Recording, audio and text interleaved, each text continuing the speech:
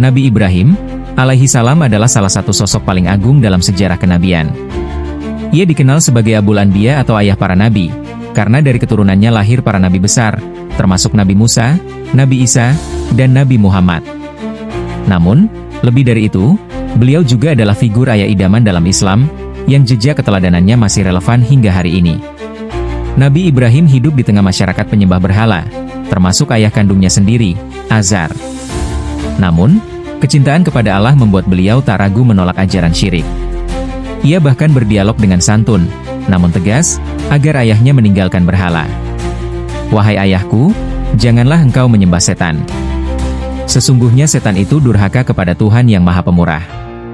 Sebagai ayah, Ibrahim menunjukkan bahwa komitmen terhadap tauhid dan akidah yang lurus adalah pondasi utama dalam membangun keluarga. Kebenaran tidak boleh dikalahkan oleh perasaan, meskipun terhadap orang tua sendiri. Dalam kisah penyembelihan Ismail, kita melihat puncak keikhlasan dan pengorbanan.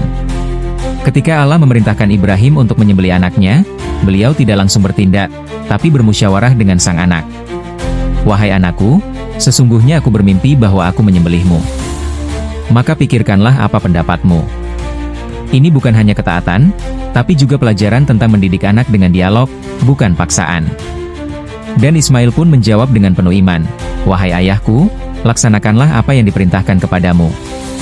Dari sini, kita belajar bahwa keimanan sang ayah melahirkan anak yang juga taat. Pendidikan terbaik adalah keteladanan, bukan sekadar perintah.